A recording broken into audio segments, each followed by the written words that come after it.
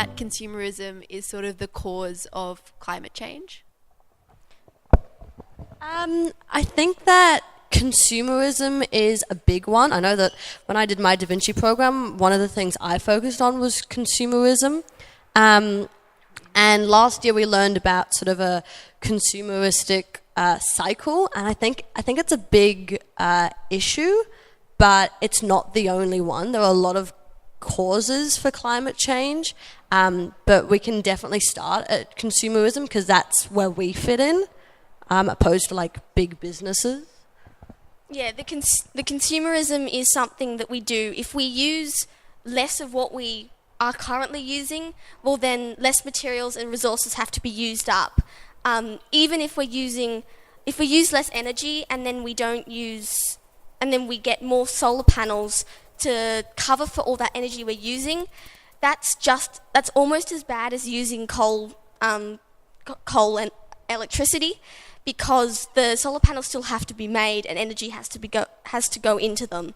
So if we reduce the amount of things we are using, then we don't have to make as much.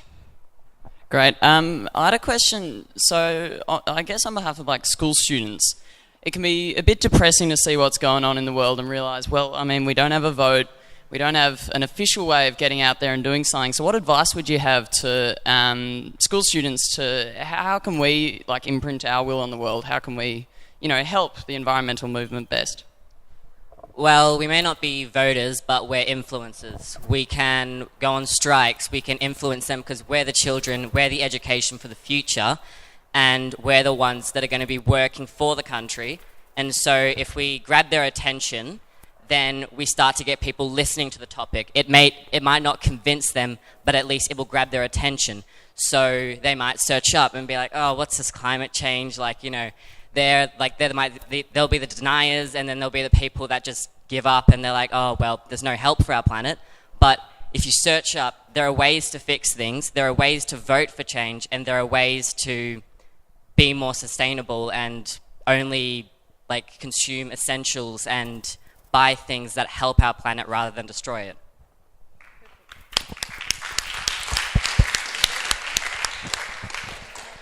And yeah, just building on from that, even on a smaller level, we don't have to just influence the big companies.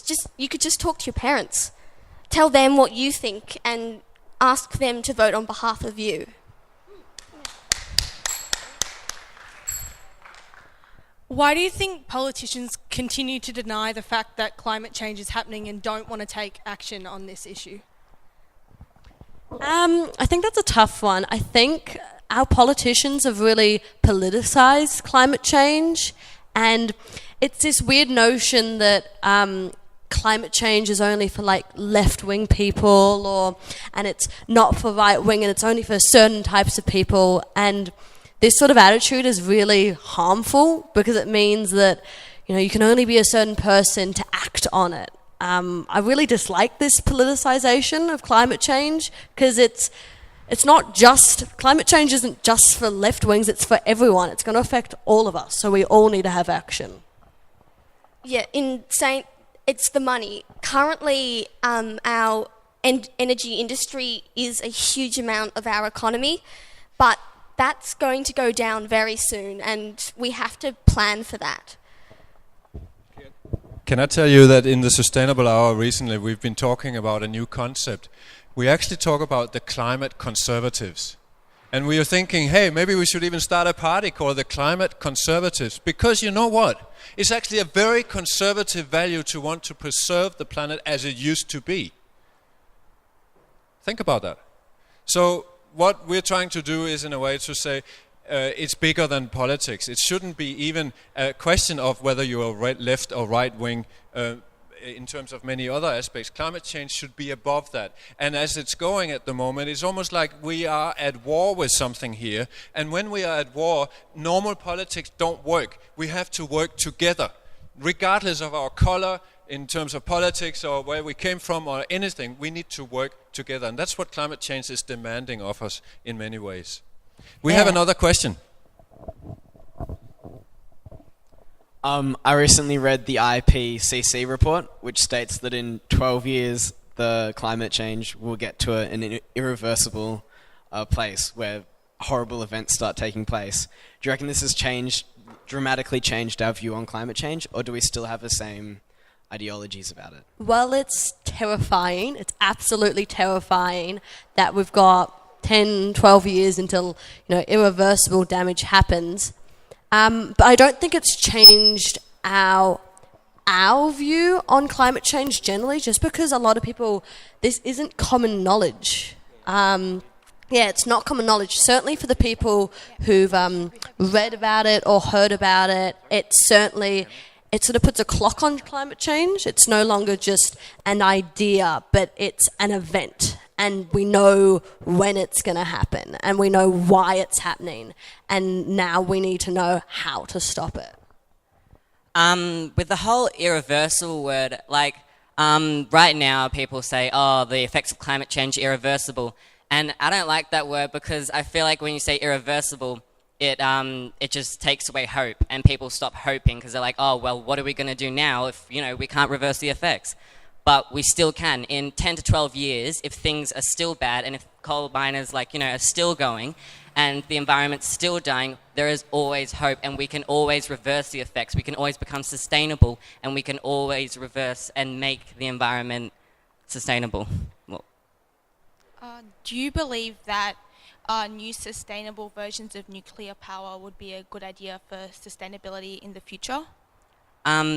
Yes, because there are many ways. Like nuclear power, it does have some sort of stigma behind it, so people are afraid of explosions and stuff. But it's very, very rare, and there have been more backups to make sure that kind of stuff doesn't happen. And there's the whole thing of it's more expensive to be sustainable, but that's more sustainable. Coal plants, they'll be 10 to 15 years, but the actual sustainability plants of solar panels, they can last 30 years and transfer the energy. So any idea that doesn't involve coal and fossil fuels will be sustainable for our planet in the future.